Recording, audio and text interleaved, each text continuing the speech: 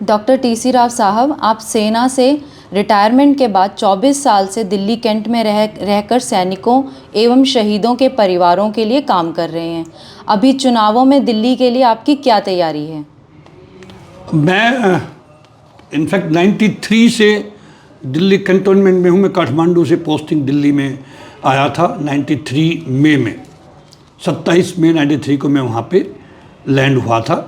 उसके बाद मैं कंटिन्यूसली मैं दिल्ली कैंट में ही हूँ। मैंने 2000 तक ये 7 साल, बीच में 3 साल के लिए केवल बाहर गया था। मेरा ट्रांसफ़र हो गया था सिकंदराबाद का आंध्र प्रदेश में। उसके बाद फिर दिल्ली आ गया। दिल्ली से ही मैंने प्रीमेच्योर रिटायरमेंट ले लिया था। मैं भली भांति जानता हूँ पूरी दिल्ली को, पूरे दिल्ली के सैनिकों को। राज्य सैनिक बोर्ड के मैं टच में रहा हूँ, उसका सदस्य भी रहा हूँ। मैं नॉमिनेटेड सदस्य भी 5 साल रहा हूँ राज्य सैनिक बोर्ड जो ISBT के पास में है। मैंने बिल्कुल अपना अच्छा एक रोड मैप बना रखा है दिल्ली के लिए। दिल्ली के अंदर आज के दिन लगभग 3.25 लाख पूर्व सैनिक हैं और लगभग 52,000 सर्विंग सोल्जर्स हैं। सोल्जर्स मैं कहूँगा एयरमैन और सेलर्स मिला करके। उनके परिवारों की संख्या 7,000 परिवार तो दिल्ली में ऐसे हैं जिनके हस्बैंड काम कर रहे हैं फील्ड एरियाज़ में, लेकिन वो अपने बच्चों की पढ़ाई के कारण दिल्ली में अपने परिवार को स्थापित कर रखा है। दिल्ली में 7 लोकसभा कॉन्स्टिट्यूंसीज़ हैं। मैंने बिल्कुल अपना प्लान बना रखा है। अपनी टीम की मैं मीटिंग लेता रहता हूँ। अभी 2 दिन पहले भी मैंने मीटिंग ली थी और मैं लगा हुआ उनके टच में। उनको जिम्मेवारियाँ बांट दी गई है। दिल्ली के अंदर हमारे चांदनी चौक से परवीन खंडेलवाल जी हैं जो इलेक्शन लड़ रहे हैं, जहाँ से थोड़ा सा हमारे वहाँ प्रेजेंस पूर्व सैनिकों की वहाँ पे कम है, लेकिन फिर भी जितने भी हैं हम जाएंगे, मीटिंग मिलेंगे, प्रचार भी करेंगे परवीन खंडेलवाल जी के लिए।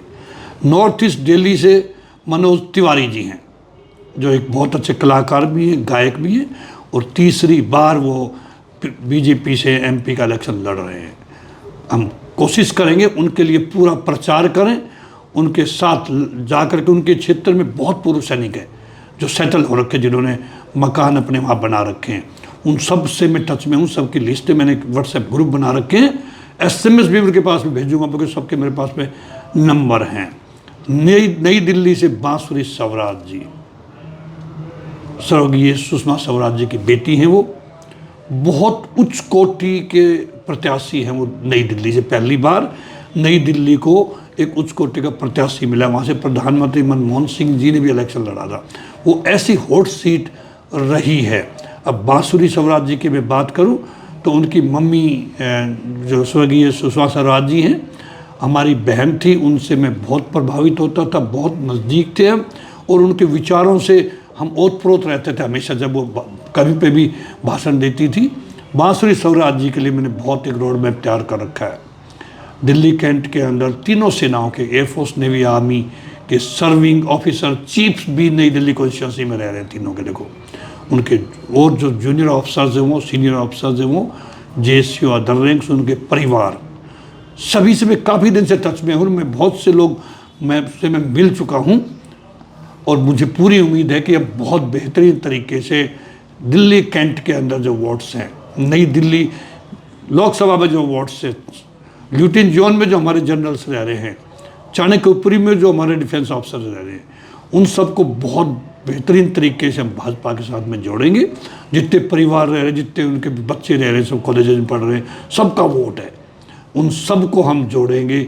और बांसुरी जी को नई दिल्ली लोकसभा से बड़े मार्जिन से 7 लाख से ज़्यादा की लीड मिलने वाली है। उसके बाद वेस्ट दिल्ली के कमलजीत शेरावत जी, जो मैडम बहुत ही पढ़ी लिखी एडवोकेट भी हैं, वो बहुत एक अच्छे परिवार से आती हैं और खुद अपने दम पे उन्होंने अपनी पहचान बनाई है। वेस्ट दिल्ली के अंदर कुछ एरिया ऐसा था जहाँ पे लगभग 25-26 गांव हैं, यादव्स के हैं, जहाँ पे मेरी बहुत भारी फॉलोइंग है। उसके बाद में द्वारका के अंदर हजारों हमारे आर्मी ऑफिसर्स रह रहे हैं सोसाइटीज़ के अंदर। हमारे डिफेंस की खुद की वहाँ 3 सोसाइटीज़ हैं जिसमें हमारे AWHO के थ्रू लोगों ने हाउस ले रखे हैं वहाँ पे। उनके बहुत बेहतरीन तरीके से, ईसापुर में एयरफोर्स स्टेशन है, वहाँ पे अलग वो है। मतलब जितने भी लोग दिल्ली वेस्ट दिल्ली में रह रहे हैं, कमलजीत शेरावत जी के साथ हम लगाएंगे। उनके लिए भी हम पर्चा, मेरे 2-3 दोस्त थे जो उनके रिलेटिव हैं।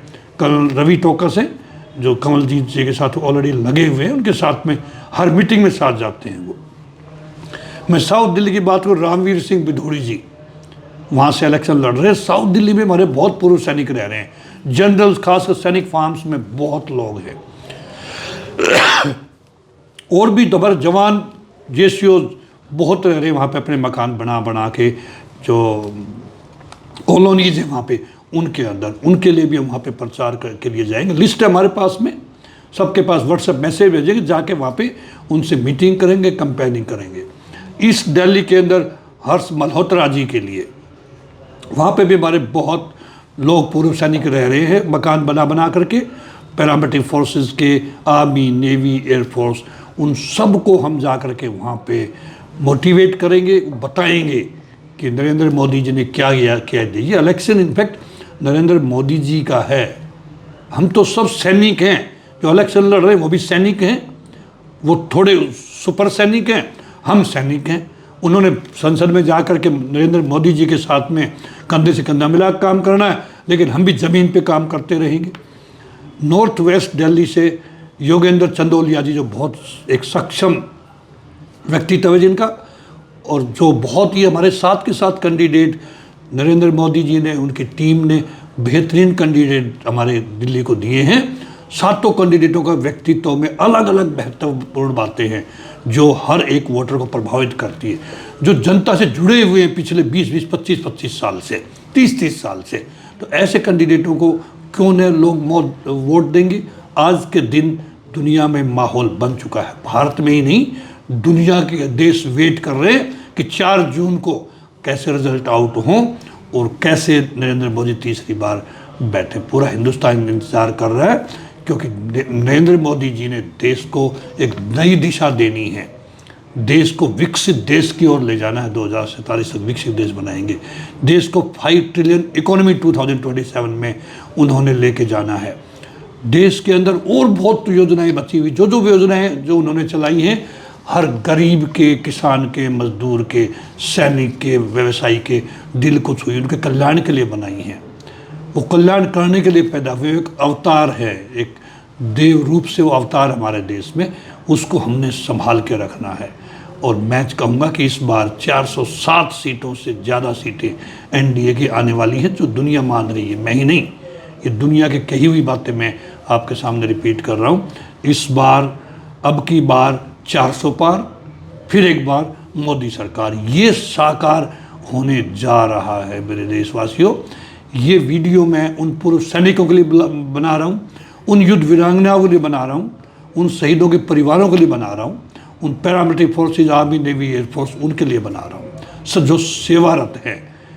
इस बार हम सब ने मिल करके, जैसे एक सैनिक लाइन में लग करके वोट डालता है, ऐसे हम सब लोग लाइन में लग करके वोट डालेंगे इस बार, और नरेंद्र मोदी जी की सरकार तीसरी बार बनाएंगे। नम्रता जी, बहुत बहुत धन्यवाद, आपने मेरे विचार जाने दिल्ली के बारे में, कि दिल्ली में हम प्रचार प्रसार कैसे करेंगे।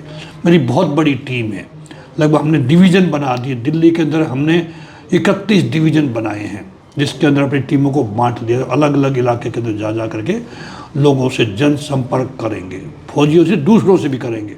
बिकॉज सैनिक की बात, जब सैनिक कैप लगा के चलता है, सैनिक की बात लोग सुनते हैं, उनके पास रुकते हैं, उनका आदर सत्कार करते हैं। इस चीज़ का हम जरूर फ़ायदा उठाएंगे, और भाजपा के लिए हमने दिल जान लगा रखी है। बहुत बहुत धन्यवाद। जय हिंद नम्रता जी, दोस्तों, जय हिंद।